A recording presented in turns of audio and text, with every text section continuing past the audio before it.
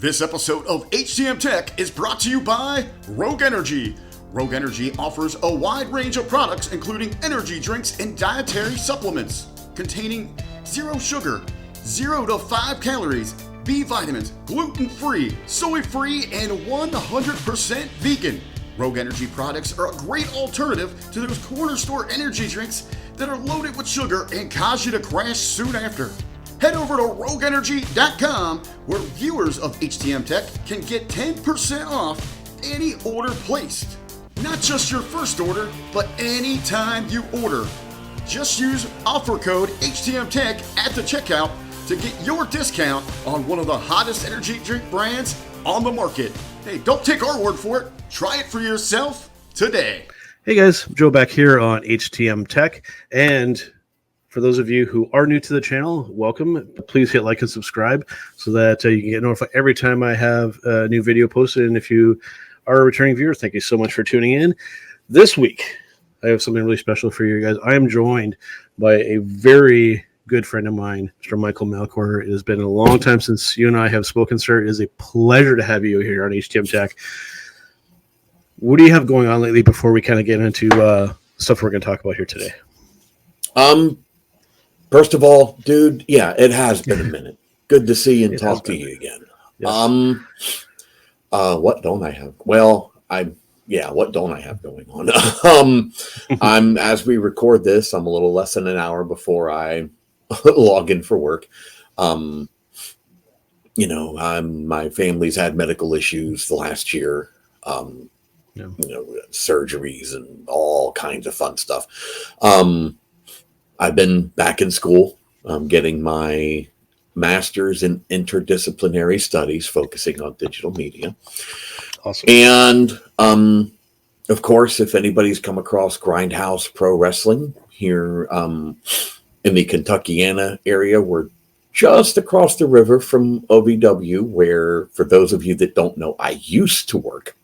I left there a little more than a year ago, and I've been working with Grindhouse and doing a lot of their website, socials, social media, videos, graphics, a lot of that thing. Oh, and something I never thought would happen, dreamed would happen, but apparently I'm now a performer too, because I'm now the on-screen, so to speak, commissioner of Grindhouse. So Very there's cool. that. Yeah. Before we go today, I'll see if I can get some kind of link for you, and I'll include that in the description if YouTube will allow me to put it there. Speaking of which, I have a bit of an axe to grind and an update for everybody, because a lot of viewers of HTM Tech also tune into what I used to be involved with, and what my friend Mr. Michael Melchor here was involved with as well when we were with the GorillaPosition.com, most notably. As you're all aware, that the Turnbuckle Studios, was taken down by YouTube for supposedly some malpractices and shady tactics, which, I mean, was just completely bogus. I don't have the actual original message from them in front of me, but Carl has been fighting it. And unfortunately, the most recent response here, I have it in front of me, our policy team, this is right from Team YouTube, our policy team confirmed the termination was correct. You can read through the article for more info on the spam and deceptive practices and scams policy that we found with your channel. And Carl was responding, so I do appreciate you getting back to me. And he's like, is there any way that we can find out what was the actual cause of the issue, so that I don't repeat that same mistake? They have not gotten back to him on that since then. So it's the type of thing, given that I'm relatively new as a channel myself, I'm very much looking at this, and it's because I don't want to make the same issues to end up with issues as well, And then the other thing too, I mean, that was content that was involved with for a long time. That was many years of editing and doing all that kind of work, which, I mean, I still love doing. But now, there's that whole chapter of my life has just been deleted. It's disheartening. It's disappointing. It's, quite frankly, kind of pissed me off. I don't get it. I mean, as much as I love being on this platform, some of their practices I just don't understand. We talked a little bit before hitting the record, but what's your whole kind of take on this? Because, I mean, it's I mean, because I mean, like you do content as well. Like I don't understand where they're coming from with this. I just yeah. I mean, I do kind of have my own channels out there, Melchor Media. It's not that I have a chance to do much with them, but no, I feel that. And yeah, like we were talking about before we were recording, like I don't get where the like I feel like we go from spam and deceptive, like we go from talking about pro wrestling and reviewing shows to spam and deceptive practices, and I have no idea where the logic is in making that connection. Like I absolutely don't get it. I mean, and that's unfortunately the danger a lot of times of dealing with popular social media platforms like Meta, like YouTube. There are, I mean, sometimes they have policies and practices in place, but some of the way it's laid out, it's almost impossible to find. And some of it just may seem arbitrary. Like, yeah, we're just going to remove your channel. You could refer to this without warning. Well, without warning, right? Too. With no warning. Yeah, your channel's gone. Here, you can look at this policy. Well, where is this policy at? We'll let you know. It's like, I mean, and you're doing the right thing. It's like, well, let me know what we did so we can prevent it again. And they're just like, that's one of my biggest beefs. It's one thing. Okay, if we've some type of policy, cool. Let us know what the issue was. Let us make the correction to make it right instead of just axing it. I think that's the wrong approach. Because I mean, I've seen plenty of channels get warnings and given the opportunity why that relatively small channel, and none of these are bad taste in my mouth, but I'm sure like anybody watching now or anybody like any perspective content creators got to be thinking, ooh, like, right, like, I mean, where the arbitrary part comes in. Some folks get a warning, and no, you all just got done. Yeah. That's why, like a week or so ago, like we were talking on Messenger and you're telling me about it. And I had to ask you, is this like a copyright? Was it a copyright thing for music? And you're just like, no, it's just straight up gone. And you sent me the screenshot. And I'm like, the hell? How does that happen? Right. Because like music is typically like one of their big hot button issues. So I've had to make sure on that, and I do my due diligence on that. And, over there we did as well. Right. Yeah. But at least the good thing, and the reason I asked with music, so if you are a creator watching this, here's a pro tip, by the way. Most companies, even if it's copyrighted, most popular songs on the planet, you name Taylor Swift, whatever you name it, in most, not all, but in most cases, the publishing owner, normally the label, allows that music to be used on YouTube.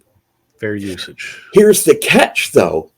If you're looking to monetize that in any way, and there is copyrighted music on your video, any monetization from that will not go to you. It will go to the rights holder of that music.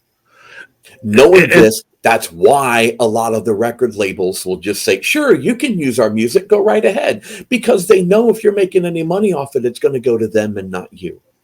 And that's a real kicker too, not just that portion of the video where that music takes place. They claim the entire video. So your whole work they do. You get, and it's just, they sure do. So, it's something where we have to tread very carefully going forward. So yeah, we'll see how that goes. A new channel was started. I'll see if I can include it in the description of this video. I'll do the best I can to try and steer people over to the new channel if I can, if that's even allowed at this point. So let's get to the main event where we're here. We're talking about virtual reality. A cool topic here for those of you who have been tuning to the channel. You know that Jargo and I did already an episode talking about Apple's foray into this market, which is quite interesting. But I thought we'd look at it with a larger all topic, like more of a bigger scope here. And I put the post on YouTube, and Mr. Michael Melchor here answered the call, and he's like, dude, I want to talk to this about this with you. So it's interesting because, as the episode here description says, Is it the future, or is it just a fad? For me to cut it up before we can kind of define our details here, for me, I think currently it's very much what I would consider like a fad or like a trend, because I mean, you see it all over social media, YouTube, the fails, right? You see people crashing into TVs, punching each other out, just falling flat on their face. So I mean, we have a lot of companies here involved. Now, is it the future? Grand scheme of things, absolutely. Some type of virtual reality is clearly, I think, the direction where all this is kind of heading. But currently, I mean, it's the type of thing where this is still very virgin territory. Would you agree? Oh no, absolutely. I think in a broader look, I on a broader scale, I agree with you for the most part. Like, I mean, don't get me wrong, them reels about VR fails are funny. I'm not gonna lie. I've cruised a few. But no, on that broader scale, I think it's like, I don't know how much it's caught on quite yet. I wonder, because sometimes, a lot of time, I wonder if this is something like the entire concept of stepping into a virtual reality or a metaverse is simply ahead of its time, which is weird to think about as far as we've come along technologically, like even from 20 years ago versus now. Even just to do what we're doing right now, like on a video call with each other, that was not a thing for a long time. No, it wasn't even close at that point. But yeah, like even as looking as far as we've come along, I don't know that that's something that people are quite ready for, like on a regular term yet. It kind of seems like one of those, the image always pops in my head is Squidward, future. I think that's how a lot of people think about it. Like it's still something way far away, despite the fact that no, it's really not. This is something we actually have. And if you have like literally a few $100 laying around, it's something you can go to Walmart or wherever store and pick you up an Oculus headset from Meta and try it literally right now. For sure. And given that, I'm somebody that works in an electronics retail environment, I'm dealing with this kind of stuff on a regular basis. And, there's a few issues with it off the bat, with it still being kind of very new technology. The number one issue we have is motion sickness. Looking in and doing some research for this episode, this isn't a minor kind of thing here. I mean, the numbers that I have found from legitimate sources say anywhere between 40 to 70% of people will get some type of motion sickness, whether it results in it within the first few minutes of using it or multiple hours in. That's one of the biggest hurdles with virtual reality or mixed reality, which kind of combines a bit of virtual and augmented reality. That's the number one thing, is that, like, for me, who's tried demos of this stuff, like the newest one, the Meta Quest 3, 30 seconds in, I was blowing chunks. So the term that they use is called cognitive dissonance. And what that essentially means, to put into layman terms for folks, if you're sitting still like this and you have something coming at your face at such a high frame rate and you're sitting still, your brain essentially gets confused about kind of what's going on. It's like, okay, your body's telling you that you're sitting still, but yet all of this is coming at you at such a high rate that your brain just can't process it in time. It's essentially what's going on there. Your body's still, but your brain's convinced it's in motion, and it's like, and your brain just like, yeah, I'm out. I'm done with this. Exactly, right? And then tells the stomach, hey, get to work. And then the other issue with this, especially now with these newer ones, really kind of mapping the environment that you're in. When we have companies like Facebook, like I'm sure Amazon will probably get into this at some point, we run into the privacy and the security issue, right? So it really becomes a thing. It's like, how comfortable are you with these companies, essentially seeing what the inside of your home looks like, and to what detail can they see? And then the deeper question is, what will they do with that information that they receive? Right. Because, I mean, yeah, that's a whole discussion we could have. I mean, and a lot of companies do it, everything from your grocery stores. I mean, I hate to tell you this, but that's the idea behind loyalty programs. Yeah. Is to get your information so they could potentially sell it, or if not sell it, figure out enough money about you, figure out enough information about you to make even more money off of it. And I'm sorry that Meta and these other corporations, I mean, they're corporations. That is what they're there to do, is hit that bottom line. So yeah, I mean, and that's been where marketing and advertising has been for years. The more they know about you, the more stuff they can sell you. That is how advertising has become a multi-billion, with a B, dollar business every year. And VR is somewhat continuing that trend. Yeah, it's cool to, put the headset on and zip around New York like you're Spider-Man. But yeah, while you're doing that, Facebook's taking a look inside your house like, oh, like they're looking back here on my wall. Oh, hey, look, he's a Pink Floyd fan. Right. He likes Superman. Hey, let's start. Find that cat's Facebook feed. Let's start throwing some of these ads in there. Right. That's very well what can be going on with that. Amazon is very well known for that, with their Echo Alexa products. You'll do a search on something, and then you'll receive an email or something will show up in your social media feed, kind of relating to what you searched or looked at. It's like, oh, okay, that's kind of interesting. And different companies take different approaches on this. Bringing it over to myself, being very much an Apple user, I use an iMac, I use Final Cut to do these episodes, or I'm wearing Apple headphones. They're a little bit different in this scenario because they very much claim to be a privacy centric kind of company. With looking more into the Apple Vision Pro, I wish I could have delved into this a little bit when I had Jargo on. But when they're kind of mapping the environment, what they're saying that they're getting is that they're not seeing the details in what's there. They're essentially seeing like a mesh or kind of like a sort of a outline of kind of what's there to kind of map the environment. So it's the type of thing, it's where we just have to trust, I guess, that that's what's actually kind of going on. So again, that's comes back onto the user. You just have to be able to trust. And I guess it's the type of thing where, see, for me personally, when it comes to the privacy stuff, I'm not too worried about it. Because people say, they can turn your camera on anytime and take a picture. Hey, you know what? If Apple ever wants to turn my camera and take a picture of the inside of my pocket, they're more than welcome to.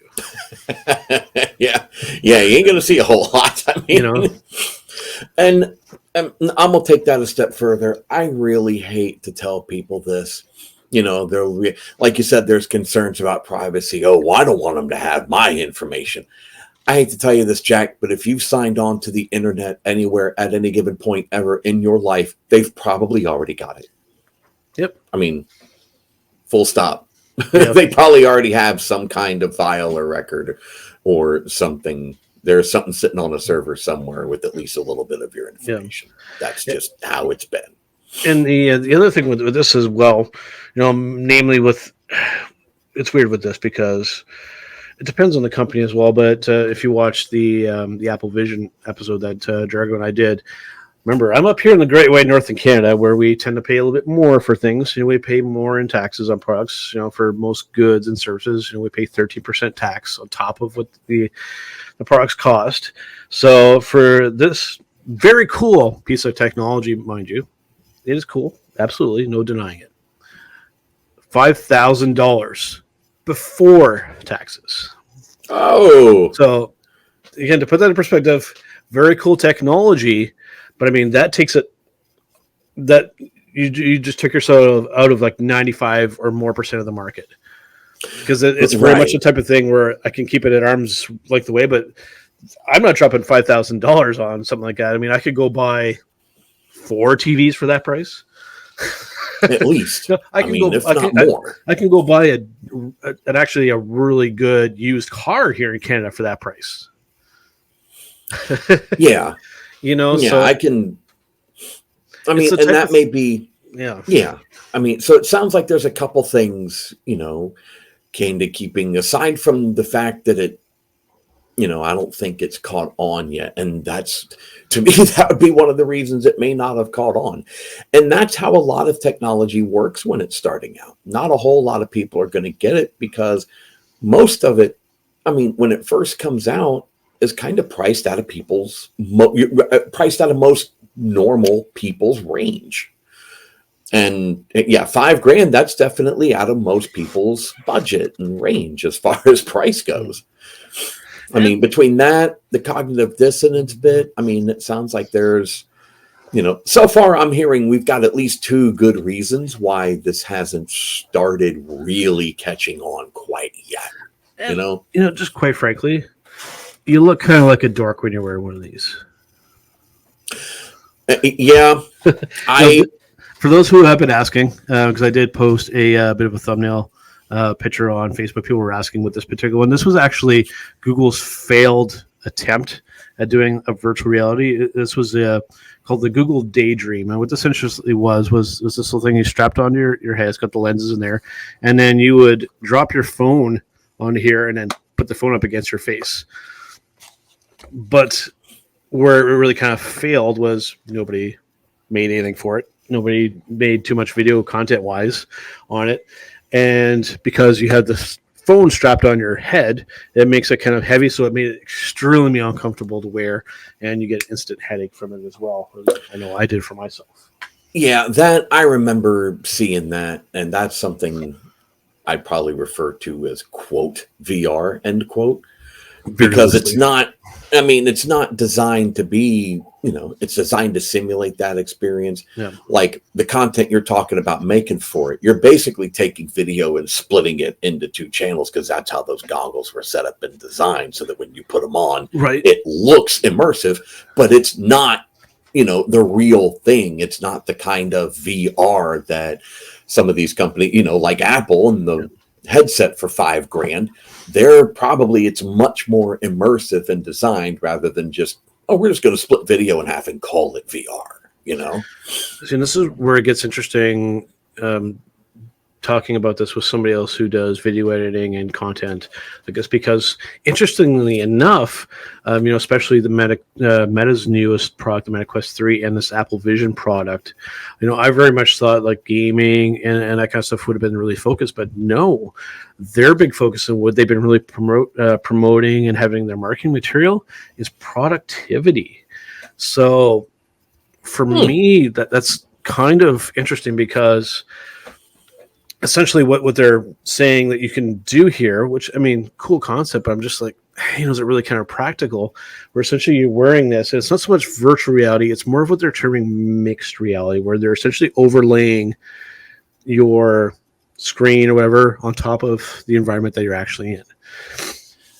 And so they basically, so let's say you walk into a room, okay, you can have your computer screen here, you can have something else kind of going on here, have your social media kind of over on there, and then you walk into another room and you have a different kind of layout, then you can walk back into that room, and it's kind of laid out like a certain way, and then you get into your kitchen, you're like, oh crap, I need to check a settings, I left my settings app in the garage, I need to go out there and change the settings, so it's very much, it's for me as somebody, maybe it's because we're just old school, but I'm used to like doing content like on a physical screen with maybe like another second physical screen. But trying to do that kind of stuff up here, kind of like this, I don't see that as being something particularly useful for myself. Yeah. I mean, I think when it comes to content, because I'm the same way, I've got my main screen here, and then I've got another one literally right over here that I'm operating off of. So when I'm making video and stuff and audio, I'm just working off of those too. Yep. But that having been said, my day job, I work for Yum Brands. A while back, we were doing some new hire interviews because we're bringing more people on. We're expanding a little bit. So the round of interviewers we were doing, one of my coworkers, I kept jokingly calling it his Borg light or his Borg glasses. He had an orange clip on. It was on his glasses, and it wrapped right around here. There's like a power and a USB cable coming out of the bottom of it. And that's literally what it was for, because we have multiple monitors at work too. That almost reminds me of the Google Glass. Yeah, what this thing, it was like a clip-on Google Glass essentially, because what it did was it put one of his work monitors, he had it hooked up to his laptop. So he's looking at one of his monitors literally right on the lens of his glasses. Yeah. And I remember thinking, like I said, I was joking him about it, oh, your board glasses. But, I got done. I'm like, that's kind of not a bad idea. Right. Like, I can see where it's coming from for productivity. Like, if I'm working physically on something, I'd kind of rather have my monitors. Yeah. But if I'm like something like that up there, if I'm a company, I'm looking at, okay, if someone is constantly plugged into a news cycle or constantly plugged into their social media, that's what I'm kind of marketing that sort of thing for. Yeah. To always have your feed in front of your face whenever you want. Yeah. Like, as from a productivity and, again, a marketing standpoint, because, I mean, people have called the internet the too much information age because we're deluged with it at any given time. But at the same time, that's what people cannot, despite the fact that there's too much information out there, there are a good number of people that simply can't get enough information. So what if it's in front of your face constantly? That's probably what I would be marketing that kind of thing toward if I'm a manufacturer. That's a really interesting kind of point, because I remember not too long ago, I believe it was either Facebook or Twitter, or now called X, whatever, went down essentially for the day, and then people will come into where I work and be like, yeah, so my internet isn't working. I'm like, no, the internet's still fine, but people are so ingrained with their social media that if that goes down, that's their whole world is now become disconnected from what because they're so ingrained in that, right? And with the Google Glass thing, what my big takeaway from that is that it came up with one of my most favorite terms from that era, was that anybody wearing a Google Glass was always referred to as a glass hole. Right. And one of the big reasons, though, why that really never made it to mass market, and why I don't think it was ever actually technically released to the public, was that there was no good way, because you could record video through that, but there was no good way for the outside world to know that you were recording or taking a picture. Right. So, I mean, again, the privacy concern. Other than probably the design of the glasses, because correct me if I'm wrong, they had those massive things. Like, it was pretty, the glass hole term. I mean, you could tell one because it was pretty obvious that person was wearing Google glasses, because the things were obviously not, like these. There was a lot more attachments and things. There kind of had to be. Well, I think that really kind of the cool stuff, before we get like too deep into the virtual reality thing, right? I think the augmented reality and like the mixed reality stuff is really cool. But I think especially with augmented reality, where there's a really potentially huge market for, is when it comes to anybody who does like factory or any of that kind of work, where I think could be, or if you work in a warehouse or something like that, where I think something that could be really powerful is you have something like essentially like glasses that you wear, to where you can, like, let's say if you're working in a warehouse environment, and you could just look at the shelf and it's okay. I could say, okay, that product there needs to come out. That product needs to come out. That product needs to come out. Something like that not only would be very useful, that's something that literally for companies could look at it and be like, hey, our people could function more efficiently by having a product like this. So I think that commercial market for that kind of stuff, the ceiling is quite high there for something like that. Oh, yeah. No, there's quite a bit of potential there for that kind of thing. Right. The other thing I see the potential in like the AR and VR and things like that, and I've already seen it pop up here and there. It's not something that's widespread. I mean, this may seem obvious, but entertainment. I mean, not so much just video games. That's, obvious and a given, and I've seen some of that happen. But I've also seen artists I think I can't. Well, No, I was trying to think. I've seen a handful of pop stars. Like I've seen headlines pop up in my feed that this person's going to be doing like a concert in Fortnite Right. or Minecraft. With that's a VR thing. That's where the metaverse piece comes in.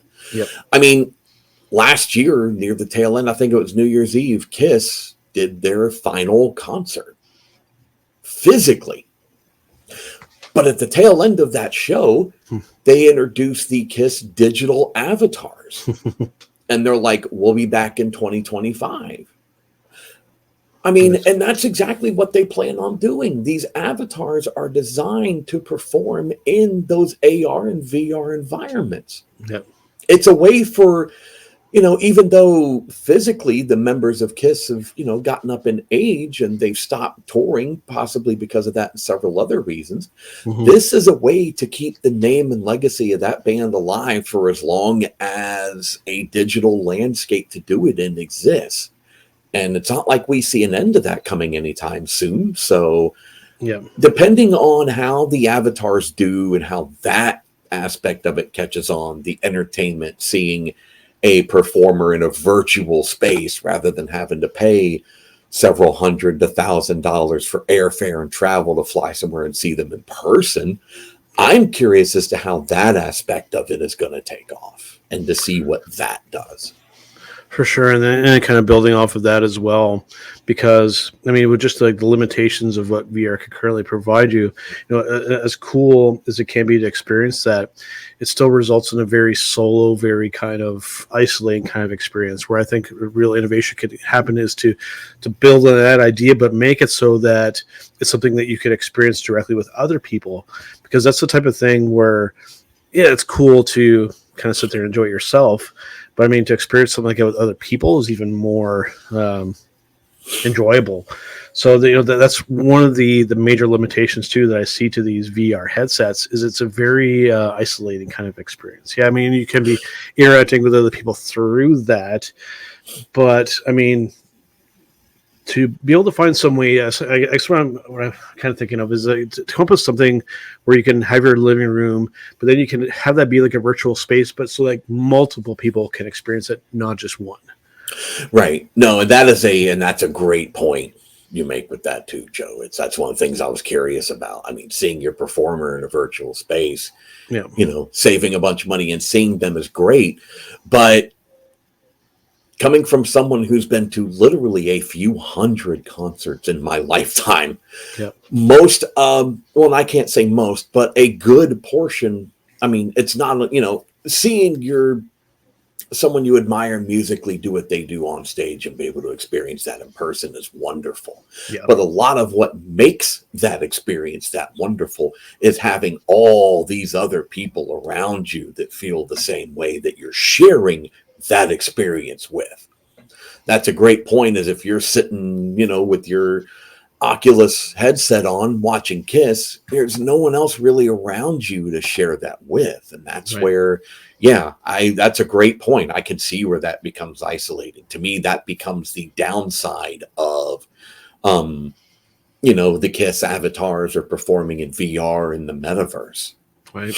Well, you had mentioned, I'll put you on the spot a little bit since you've been to so many concerts. Favorite concert you ever went to? Oh, that's easy. Prince. Yeah. April of 2004 in Jacksonville on the Musicology tour. He did about 3 hours plus in the round. And I will never see a show that good. Full stop. in my opinion, one of the most underrated performers of all time, number one. And when it comes to, if you want to just talk guitar players, that's something that kind of relatively low below the radar, but look it up on YouTube and look up, do a search for the George Harrison tribute. Oh, my God. I was going to say, I was tempted to stop you there. So Prince is my favorite artist ever. Yep. So I'm a huge Prince fan. So I am well familiar. It was from the Rock and Roll Hall of Fame. And it's George Harrison. It's Tom Petty. I think Jeff Lynne might have been on stage with him, if I remember. And I specifically remember George Harrison's son was part of it. Yeah. Because once Prince gets up there and lets his guitar start gently weeping, you can see George Harrison's kid just light up watching this. He's like, man, this is like, he's having so much fun playing with them, but half the fun he's having is just sitting there watching Prince just do his thing, which was bloody amazing. For me personally, it was in Toronto. And I forget exactly what year. It's been a little while now. It was the Summer Sanitarium tour, which included Metallica, Linkin Park, Deftones, Limp Bizkit. It was like some really cool stuff there. But getting to see Metallica perform live was quite the experience. I mean, and I was relatively close to the stage too, and I'm pretty sure I lost a little bit of my hearing that night. So it was an incredible show, and I've been to some other good ones too. You know, I've seen the Dave Matthews Band live. I've seen one of my personal favorites, Jeff Healey. I got to see him perform live. Oh, nice! For me, that is still like one of the most. This is venturing into a music discussion, but that's okay. But for me, I still can't wrap my head around. I can see perfectly fine. I have, for all intents and purposes, perfect vision, and I can never learn how to play the guitar. This man, 100% blind, could play the guitar better than most people. And I mean, there's a lot of competition there, but good God, to watch that man play a guitar solo in person, that was an experience. Yeah. That's remarkable. Yeah. So 2 quick things, and then I promise we'll try and get back on topic, I suppose. One, this is going to lead to a whole ass episode on music with us talking about streaming versus physical copies, because we're going to go there at some point. Potential topic for another time. I am all in on that. Yeah. But you talk about guitar players. Obviously, neither of these blind, but it's like the most recent show I went to. I tell people I got to see 2 of the, I would say, vastly underrated, but this is a hill I will fight and die on. 2 of the best living guitarists on this planet, on the stage, and in one night together. Well, not together, not the same time. Living Color, which Vernon Reid rules. Yeah. And, you know, people are going to look at me cockeyed when I say this, but Extreme. Yeah. Like I said, this is a hill I will fight and die on, that Nuno Betancourt is one of the most underrated players on this planet. Yeah. And to see both of them like wail away live on stage was just, chef's kiss stuff there. For sure. Yeah, for sure. Definitely in a future episode. Well, you know, because we've already kind of talked about the physical media and whatnot, but I think, you know, focusing more on like the music side, we could totally probably do like a 4-hour show, honestly, talking about music. Yeah, so, that would be a marathon episode. So we will definitely explore that at some point. That may even be one that we bring multiple people in, because I know Jargo would insist on being involved with that. Bringing back to the VR, because for me, to kind of sum this up, I think that, you know, clearly we're going in that direction when it comes to technology. The 2 main hurdles, price for this for a lot of people, and just the fact that it's not really a comfortable thing to do yet. You know, I've tried, you know, minus this $5,000 Apple product, which again, I'm an Apple person through and through, almost to like ad nauseum. You know, some people tell me so, but I mean, that's just something that I can't justify spending that much money. As cool as the technology is, it's not going to happen. Right. So it's the type of thing where it's really going to be a wait and see, where there's going to have to be something that's really going to cause like a paradigm shift there with that'll have to really get me intrigued, where then, you know, maybe then I can justify the cost. You know, it's like when the first really useful personal computer came out, that was like a paradigm shift in technology. You know, when the iPod came out, that was another like paradigm shift in technology and how we listen to music and whatnot. So I think once there really comes that really intriguing product that really kind of draws you in and fixes a lot of these issues, that's when I think I'll become invested, because quite frankly, something like Google Daydream, that was my last kind of foray into actually me spending my own money on something like that. And it was not good. It was not a good experience, you know, right. and getting to try some like the metas and stuff like that. It's an interesting experience, but I can't invest in it yet personally for myself. Sure. No, I mean, and at that price, I'd say not many people can. Yep. I kind of wonder if that paradigm shift you're talking about, obviously, I would think some of it would include price, but I also think some of it has to deal with how the technology looks, like in terms of it being functional and stylish. Like, not, you brought it up with with the Google set, it kind of looks dorky. Yeah. And I hate to say it, but I cannot think of a single VR headset that doesn't look dorky. Right. I mean, the Oculus and Meta, I mean, it's the same thing, only it's white, essentially. That's what a lot of headsets are. Yeah. I wonder if that paradigm shift is going to include a couple things. One, I mean, again, it sounds weird to say that we're not there yet, but maybe the technology has to improve a little bit more to make those headsets a little more sleek, a little more stylish, so they're not as massive and big as they are. Yeah. I would go so far. I mean, and the second to me is obviously going to be, with that technology in place, hopefully there's enough of it manufactured that that price can come down a little bit. Yeah. I kind of wonder if the future of VR is literally going to look something very similar to this. See, that's something that would interest me. A straight up looks like just a damn near a normal pair of glasses. Google Glass tried, they obviously failed. Yep. But as close to just a normal pair of glasses as you could get, with the main differences inside your arms is a lot of the technology and processors making this work. And once you put them on, boom, right there in front of your face is your experience. And all it takes is something that looks like people wear every day. And then from that, I think it would then have to morph into kind of what like I was suggesting, to do away with something that you have to physically wear, and to where you just enter into a space and that becomes like a virtual. This is like Star Trek level shit that we're talking about. Like, essentially what I'm referring to here. I'm just sitting there thinking, dude, you're just. I was just sitting there thinking, dude, you're describing the holodeck, right? So that's the type of thing where they'll have to be. It's still very early days on this. So like when these kind of things happen, it's like when I'm going back and I'm really dating myself here. It's like when I used a computer that had like an early version of Windows on it. I remember booting that sucker up and hearing that awful noise, and then looking at this one, it's like, what can I do with this thing? And it's like we had this computer in my school, and it's like, here, go do some schoolwork on this. I'm like, how? It always felt like there was like some kind of weird barrier there between what I wanted to do and what I could actually do on this thing. That's something that's very much improved over the course of time here. Now we have different form factors of computers, like smartphones, like tablets, like this computer that I'm using on my desk right now, like the computer you have on your desk right now.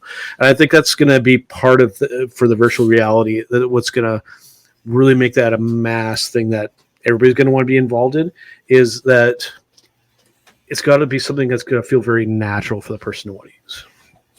Right. It's like that, what's that? I mean, cell phones happen the same way. I mean, dating myself, I remember the first cell phones, you were either literally carrying a bag, or it was some massive thing like almost the size of my head that was in your car.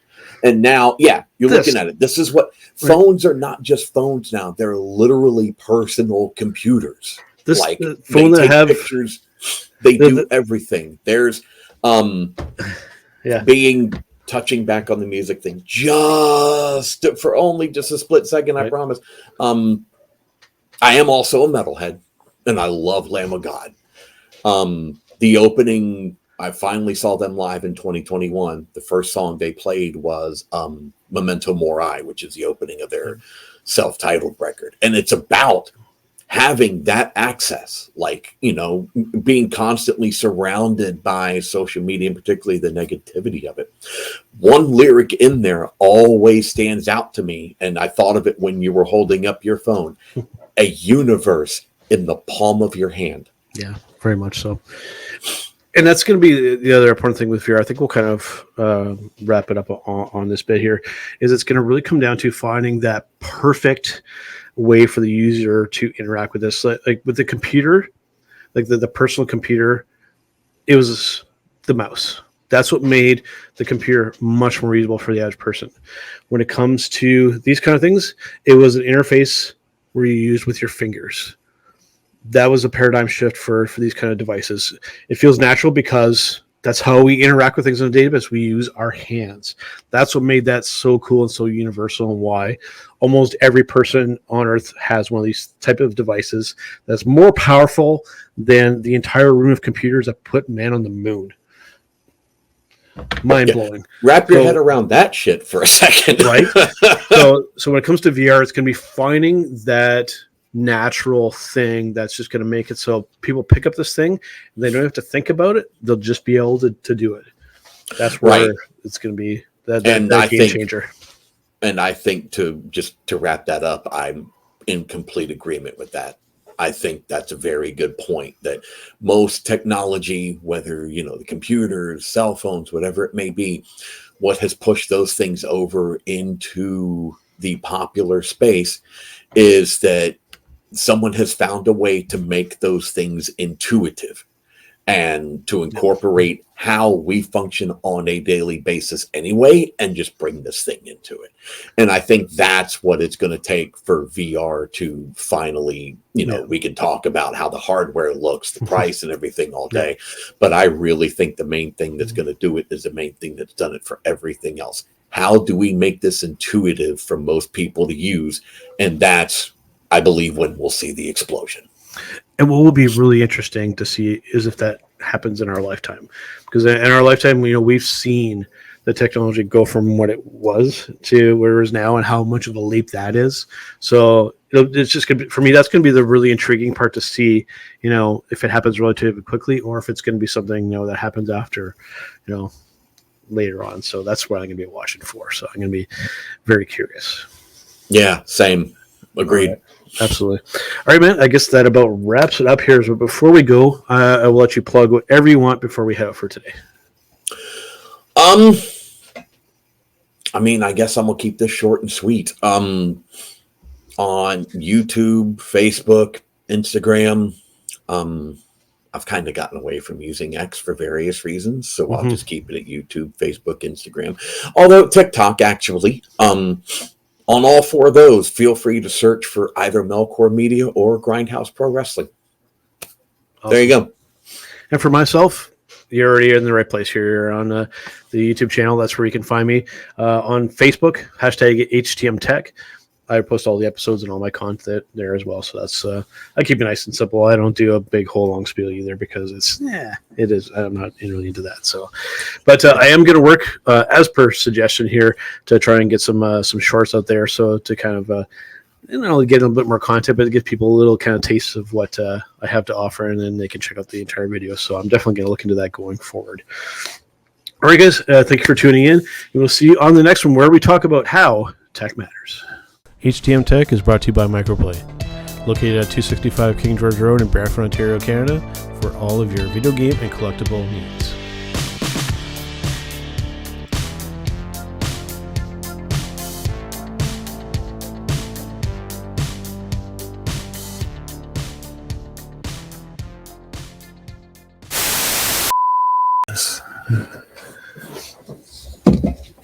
I remember one time I recorded with Jargo. I got all prepped and I was like, okay, just give me a few seconds. I'm not quite ready yet. I didn't need to get some coffee. Okay.